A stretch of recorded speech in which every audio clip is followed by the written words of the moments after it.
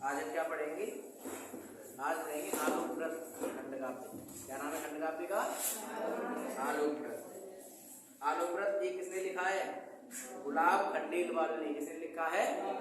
गुलाब खंडेलवाल ने। क्लास कौन सी आपकी? अच्छा, विषय कौन सा है? विषय हिंदी।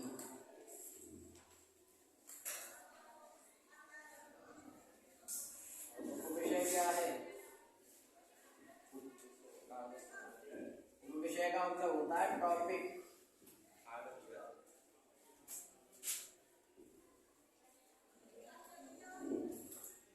खंडकाव्य। खंडकाव्य में क्या? आलोकव्रत। कौन सा खंडकाव्य है? आलोकव्रत खंडकाव्य। कौन सा खंडकाव्य है? आलोकव्रत खंडकाव्य। आलोकव्रत खंडकाव्य में क्या है? एक से लिखा है। लेखक कौन से हैं इसके? गुलाब खंडेलवाल। कौन है लेखक? गुलाब खंडेलवाल।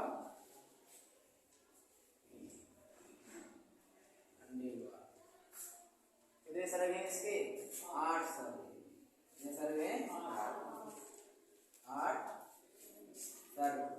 किसके बारे में है? महात्मा गांधी।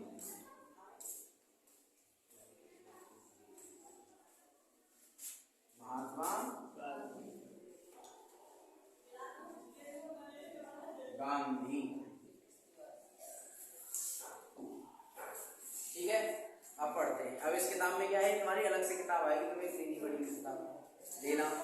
इसमें क्या है? तुम्हारी ये जो बुक है उसमें दिया हुआ है सार सारांश। क्या दिया हुआ है? सार सारांश दिया हुआ है। तो ये कहाँ के लिए है? ये है प्रयागराज, अलीगढ़, सहारनपुर, फर्रुखाबाद, मैनपुरी, मिर्जापुर और सीतापुर। इसमें तुम्हारे अलीगढ़ का नाम आ रहा है। तो किसके लिए अपॉइंट किया हुआ है? अलीगढ़ के लिए अपॉइंट किया हुआ है। कैबर गुलाब खंडेलवाल ने आलोकव्रत खंडकाव्य की रचना की है। 8 सर्गों में विभाजित इस खंडकाव्य में राष्ट्रपिता महात्मा गांधी के जीवन को चित्रित किया गया है। क्या किया गया है? राष्ट्रपिता महात्मा गांधी के जीवन को चित्रित किया गया है।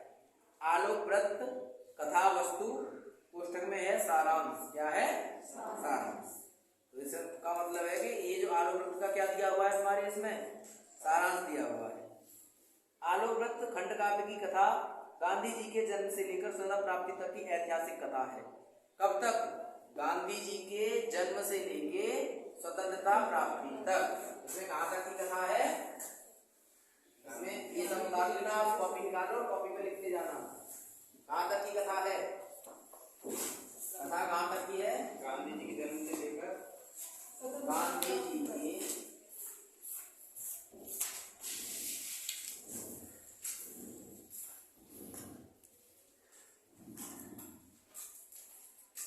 जन्म से लेकर कहां तक की? स्वतंत्रता प्राप्ति। कहां तक की? स्वतंत्रता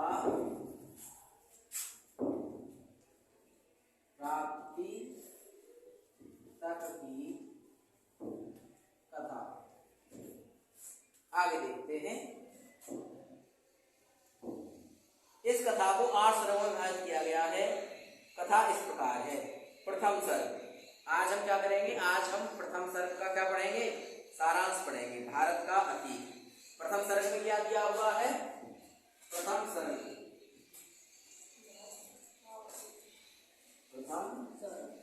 इसमें क्या दिया हुआ है? भारत का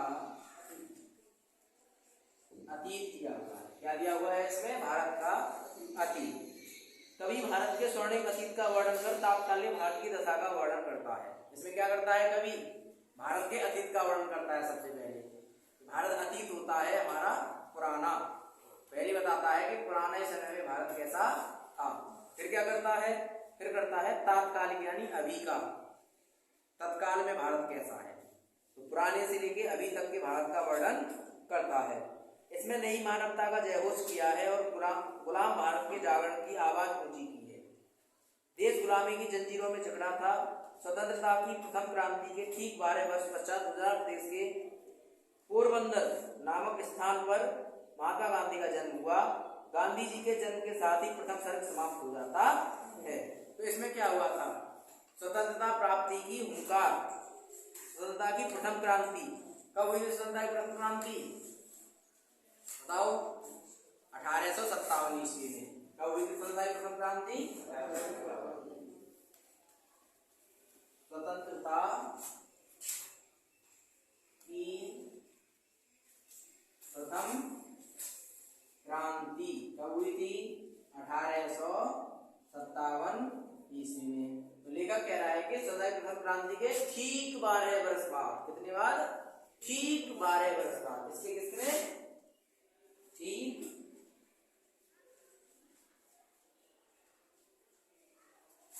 12 वर्ष बाद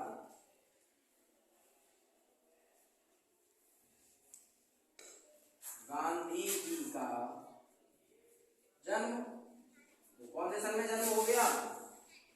जन्म कौन से सन में हो गया? यहां से लगा लो 1857, इसमें क्या जोड़ दो? 12 और जोड़ दो तो कौन सी सन हो गई? कौन सी सन हो गई? बताओ, जोड़ो 12,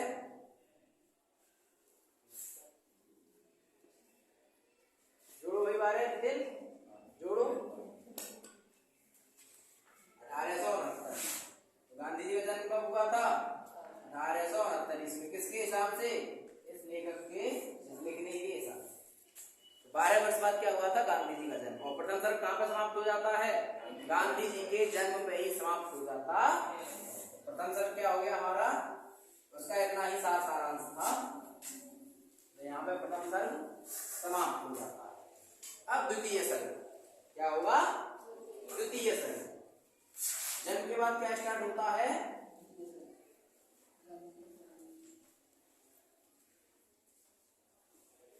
द्वितीय सर्ग। तो लेख तो समझ में आ रहा है? द्वितीय सर्ग क्या होता है? द्वितीय सर्ग में पढ़ेंगे गांधी जी का प्रारंभिक जीवन। पहले में तो जीवन होता है उनका, उसमें क्या आता था पहले सर्ग में कि भारत अतीत में कैसा था और तत्काल में कैसा है। और उसके बाद क्या करता है? गांधी जी का ठीक 12 वर्ष बाद जन्म हो जाता है और इसी के साथ प्रथम सर्ग समाप्त हो जाता है। द्वितीय सर्ग में वो बताता है गांधी जी के प्रारंभिक जीवन के बारे में। इसमें क्या बताता है? गांधी जी का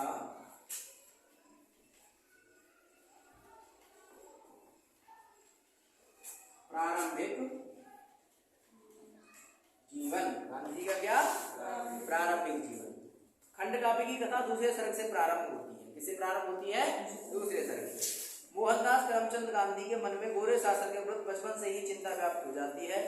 अंग्रेजों से टक्कर लेने के लिए वे अपने को शक्तिशाली बनाना चाहते हैं और इसके लिए वे मांसाहार करने की सोचते हैं।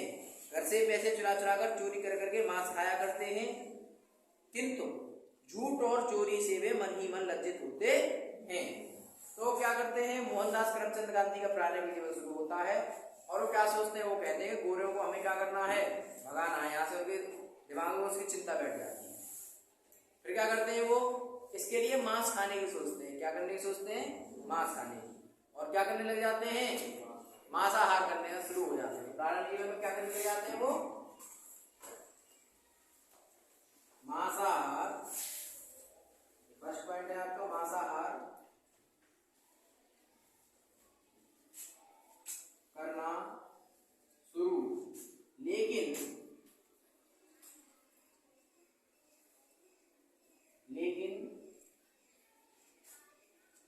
झूठ और चोरी से मन ही मन लज्जित। तो क्या करते हैं? वो मांस खाने की सोचते हैं, मांस खाना शुरू कर देते हैं। लेकिन क्या होता है? वो झूठ और चोरी से मन ही मन क्या होते हैं? लज्जित होते हैं कि मैं ये काम क्या कर रहा हूँ? गलत कर रहा हूँ। फिर अपने रोगी पिता को पत्र लिखकर अपनी कमजोरियों के लिए क्षमा याचना करते हैं। पिता पुत्री सच्चाई पर कदम छाती से लगा देते हैं। फिर क्या करते हैं? अपने रोगी पिता,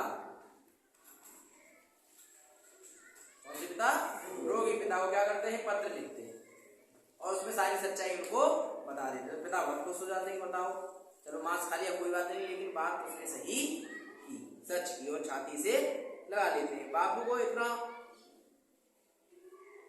कमजोरियों के लिए क्षमायाचना करते लगते हैं। समय बीतता है, उनकी शादी कस्तूरबा के साथ होती है। तो शादी किसके साथ होती है उनकी, कस्तूरबा के साथ। किसके साथ होती है, कस्तूरबा के साथ। तो यहाँ से द्वितीय सर्ग में क्या हुआ, उनके प्रारंभिक जीवन में उनकी शादी हो जाती है। तो उनकी पत्नी कौन थी, पत्नी थी कस्तूरबा गांधी। किससे हो जाती है शादी, कस्तूरबा गांधी से हो जाती है। किससे हो जाती है, कस्तूरबा गांधी से। मानवीय दुर्बलताओं से प्रेरित बापू भी कस्तूरबा के प्रति आसक्त हो जाते हैं और इसी समय रोग शैया पर पड़े पिता की मृत्यु हो जाती है। वो क्या करते हैं फिर, कस्तूरबा में आसक्त हो जाते हैं। आसक्त होने का मतलब होता है कि उनमें मोह बढ़ जाता है उनका। और इसी समय क्या होते हैं, पिताजी उनके बीमार रहते हैं और पिताजी की रोगी होने के कारण क्या हो जाती है, मृत्यु हो जाती है। बापू को इसका आघात पहुंचता है और वे आत्मचिंतन व पश्चाताप करते हैं। पुरानी परंपराओं को तोड़कर उच्च शिक्षा के लिए बापू अपनी माता पुतलीबाई से आज्ञा लेकर विदेश जाते हैं। तो कहाँ चले जाते हैं फिर, माता कौन सी इनकी,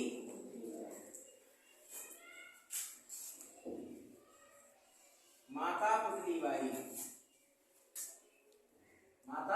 पुतलीबाई से क्या करते हैं, आज्ञा लेते हैं और उच्च शिक्षा के लिए कहाँ चले जाते हैं, विदेश चले जाते हैं।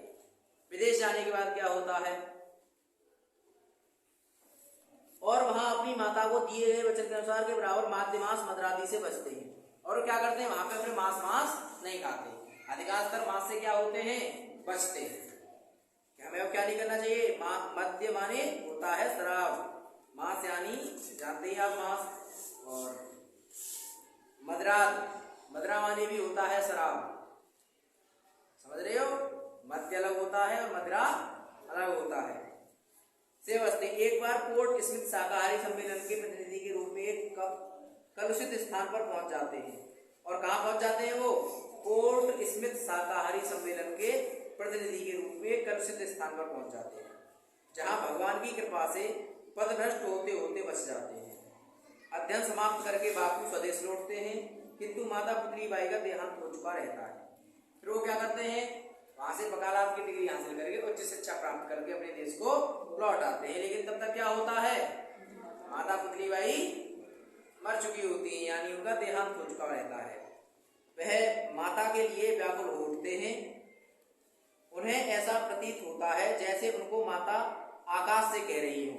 क्या कह रही हूँ, दुखी न होना पुत्र न मिल पाऊं धरती पर मैं। तो इसका मतलब क्या है, हे मेरे पुत्र दुखी मत होना, क्या पता मैं धरती पर मिलूं या ना मिलूं। ये सब अपने उसमें लिख लेंगे। जैसे अगर हम खंड काव्य लिखे, जीवन चरित्र वगैरह आ जाए और उसमें ऐसी थोड़ी कविताएं लिख दें, उससे हमें अधिक नंबरों की प्राप्ति हो जाती है, ज्यादा नंबर मिल जाते हैं।